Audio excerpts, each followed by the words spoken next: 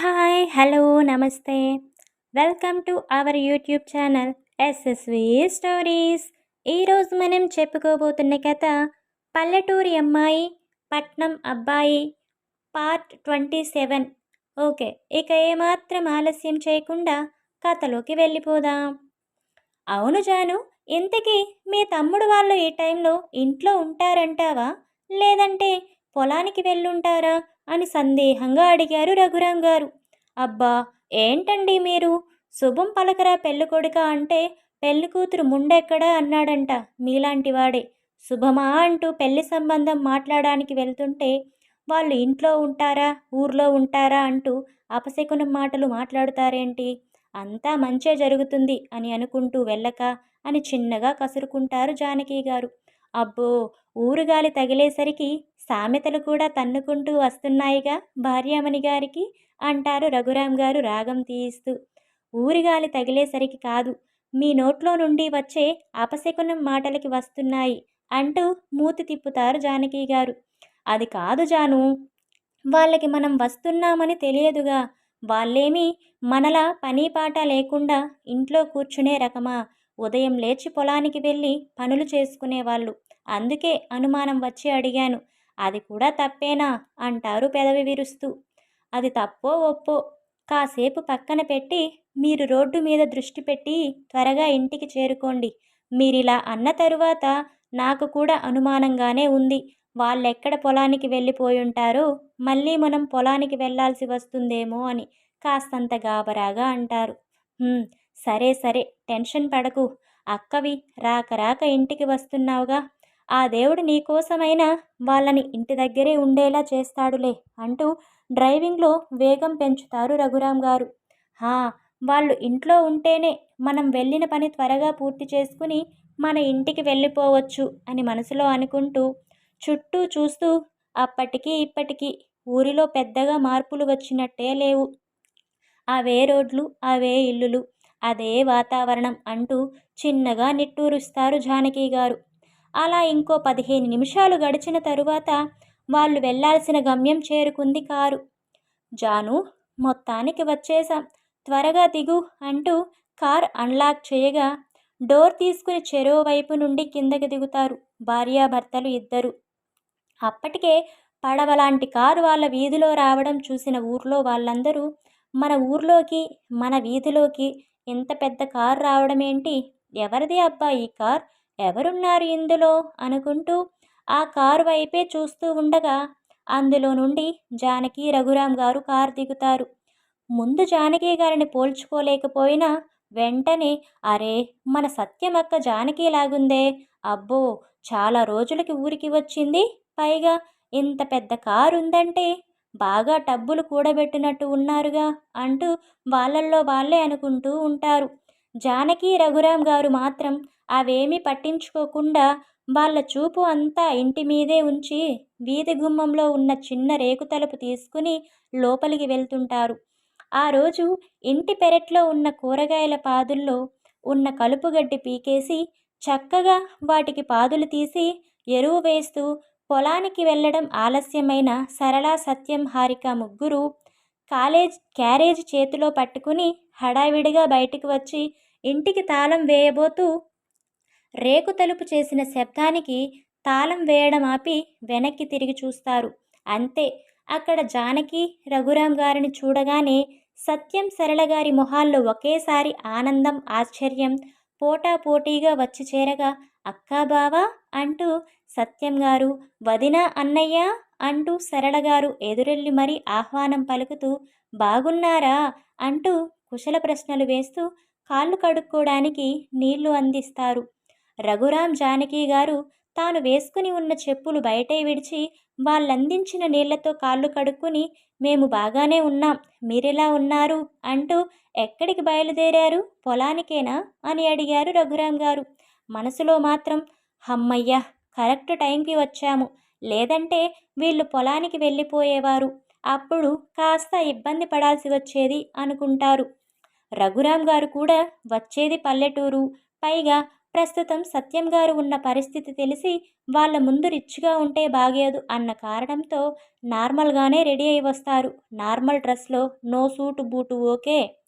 హా, అవును బావా, మేము పొలానికి తప్ప ఇంకెక్కడికి వెళ్తాము, రండి లోపలికి వెళ్దాం అంటూ ఇంటి తలుపు దగ్గరే నిలబడి వచ్చే వాళ్ళని ఆశ్చర్యంగా చూస్తున్న హారికాని చూసిన సత్యం గారు, అమ్మా హారిక, ఏంటలా చూస్తున్నావు?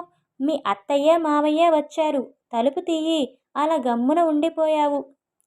అత్తయ్య వాళ్ళని పలకరించవా? అత్తయ్యని మర్చిపోయావా ఏంటి అని నవ్వుతూ అడిగారు. ఆ మాటలకి తేరుకున్న హారిక, అయ్యో అదేమీ లేదు నాన్న, ఉన్నట్టుండి వాళ్ళని ఇక్కడ చూసేసరికి అలా చూస్తూ ఉండిపోయాను అంతే. అత్తయ్యని నేనెందుకు మర్చిపోతాను? మన కోసమంటూ ఎప్పుడో ఒకసారి అయినా వచ్చేది తను ఒకటే కదా, అలాంటిది అత్తయ్యని ఎలా మర్చిపోగలను అంటూ చిన్నగా నవ్వుతూ, బాగున్నారా అత్తయ్య, బాగున్నారా మావయ్య అని పలకరిస్తుంది. హారిక ఆ మాటలు చాలా నార్మల్గా అన్నా సరే రఘురాం గారి మనసును గట్టిగానే తాకాయి. నిజమే, నేను వీళ్ళని పట్టించుకోవడం మానేసి చాలా పెద్ద పొరపాటే చేశాను అని మనసులో చాలా గిల్టీగా ఫీల్ అవుతారు. జానకి గారు మాత్రం, మేము బాగానే ఉన్నాంలే కానీ నువ్వేంటి మరీ ఇలా తెగ్గిపోతున్నావు? పోయినసారి నేను వచ్చినప్పుడే ఓ రకంగా ఉన్నావు, ఇప్పుడు మరీ పుల్లలా అయిపోయావు, పనులు ఎక్కువగా ఉన్నాయా అని మేనకోడలు చెంప నిమురుతూ ప్రేమగా అడిగారు. "హహహ, అలాంటిదేమీ లేదులే అత్తయ్య, మీరు నన్ను చూసి చాలా నెలలు అయిపోతుందిగా, అందుకే మీకలా అనిపిస్తున్నట్టుంది అంతే. నేనేమీ మరీ సన్నగా అయిపోలేదు అంటూ గుమ్మం దగ్గరే నిలబడి లోపలికి రాకుండా వాళ్ళిద్దరినే చూస్తున్న రఘురాం గారిని చూస్తూ, మామయ్య మీరేంటి అక్కడే ఆగిపోయారు, లోపలికి రండి అని పిలుస్తుంది. ఆ పిలుపుకి చూపులు తిప్పేసుకున్న రఘురాం గారు లంగా ఓణీలో, పొడవైన జడతో, గుండ్రటి మొహంతో, చారడేసి కళ్ళు, చక్కని ముక్కు, లేత తమలపాకు లాంటి పెదవులు, ఆ పెదవుల మీద మెరుస్తున్న చిరునవ్వు, ఆమె మృదువైన తీయని గొంతు. ఎండలో కష్టపడి తనకున్న రంగు కాస్త తగ్గింది కానీ, లేదంటే హారిక కూడా మంచి రంగే సుమి. హారికాని చూస్తుంటే ఒకప్పుడు జానకి గారిని చూసినట్టే అనిపిస్తుంది ఆయనకి. అచ్చం 16 పళ్ళు పడుచులా ఉన్న హారిక వైపు చూస్తూ చక్కగా మహాలక్ష్మిలా ఉంది. అందుకే కాబోలు నా భార్యామణి పట్టుపట్టి మరీ తనని కోడలిగా చేసుకోవాలి అనుకుంటుంది. తను అనుకోవడం కాదు కానీ తన మాట, మర్యాద చూస్తుంటే నాకే ముచ్చటగా ఉంది. ఈ రోజుల్లో ఇలాంటి అమ్మాయి దొరకడం చాలా కష్టం. ఇలాంటి అమ్మాయి మన ఇంటికి కోడలిగా అడుగు పెడితే ఇంట్లో మహాలక్ష్మి తిరుగుతున్నట్టే ఉంటుంది అనుకుంటారు. కాళ్ళకి ఉన్న పట్టీలు చేస్తున్న శబ్దం, ఆమె అటూ ఇటూ తిరుగుతూ అన్నీ సమకూరుస్తున్న వైనం చూస్తూ అలా అనుకుంటూనే వెళ్ళి జానకి గారి పక్కన ఉన్న కుర్చీలో కూర్చుంటారు రఘురాం గారు. ఎప్పుడు బయలుదేరారో ఏంటో, ఇందా ఈ మజ్జిగ తాగండి అంటూ చెరో గ్లాస్ మజ్జిగ తెచ్చిస్తుంది హారిక. చిన్నగా నవ్వుతూ ఆ గ్లాసులు తీసుకుని తాగుతూ, మజ్జిగ కూడా ఇంత టేస్టీగా ఉంటాయా అని ఆశ్చర్యంగా అడిగారు రఘురాం గారు. హహహ, నార్మల్ మజ్జిగ అంత టేస్టీగా ఉండకపోవచ్చు, బట్ మీ కోడలి పిల్ల అందులో ఉప్పు, కరివేపాకు, అల్లం, పచ్చిమిర్చి అన్నీ కచ్చా పచ్చా నూరి కలుపుకుని తెచ్చింది, అందుకే ఇవి ఇంత రుచిగా ఉన్నాయి అంటూ హారికాని మురిపంగా చూస్తూ చెప్తుంది జానకి గారు. ఓ అవునా, చాలా బాగున్నాయి అంటూ హారికాని మెచ్చుగోలుగా చూస్తారు రఘురాం గారు. దానికి చిరునవ్వే సమాధానంగా ఇచ్చి మంచినీళ్ళ గ్లాసులు పక్కనే పెడుతుంది హారిక. ఆలోపు వంటగదిలోకి వెళ్ళిన సరళగారు సత్యంగారితో, ఏవండి, వదిన అన్నయ్య గారు చాలా రోజుల తరువాత వచ్చారు, మీరెళ్ళి చికెన్, కూల్ డ్రింక్స్ అవి తీసుకురండి, ఈలోపు నేను కూరకి, బిర్యానీకి కావలసినవి అన్నీ సిద్ధం చేసుకుంటాను అని చెప్తారు. అలాగే అంటూ డబ్బులు తీసుకుని బయటకు వెళ్ళి, అక్కా బావ మీరు మాట్లాడుతూ ఉండండి, నేను ఇప్పుడే వస్తాను అంటూ హడావిడిగా బయటికి వెళ్ళిపోతారు సత్యం గారు.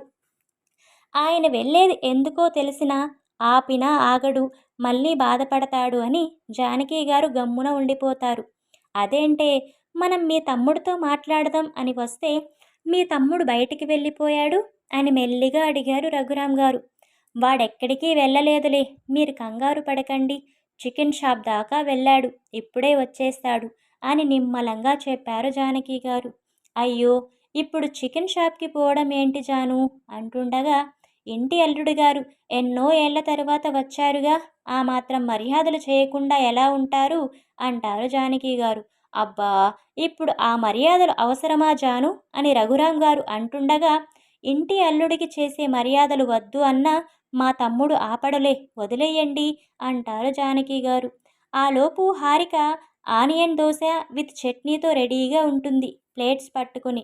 వాటిని చూసిన జానకి గారు, అయ్యో హారి, మేము టిఫిన్ చేసే వచ్చాము అని చెప్తుండగా ఆ మాటల్ని మధ్యలోనే అడ్డుకుని, అప్పుడెప్పుడో కాస్త తిని వచ్చుంటారు. ఇంత దూరం ప్రయాణంలో ఈ గతుకుల రోడ్డు దెబ్బకి మీరు తిన్నవి ఎప్పుడో అరిగిపోయి ఉంటాయి. మీరేం మాట్లాడకుండా తినండి అత్తయ్య అంటూ ఇద్దరికీ చెరొక ప్లేట్ అందివ్వడంతో హారిక మాటల్లో నిజం ఉండడంతో ఇంకేమీ మాట్లాడకుండా తింటుంటారు భార్యాభర్తలు ఇద్దరు. తరువాత ఏం జరిగిందో నెక్స్ట్ పార్ట్లో తెలుసుకుందాం. మీకు కనుక మన స్టోరీస్ నచ్చుతున్నట్టయితే please like, share, comment and subscribe.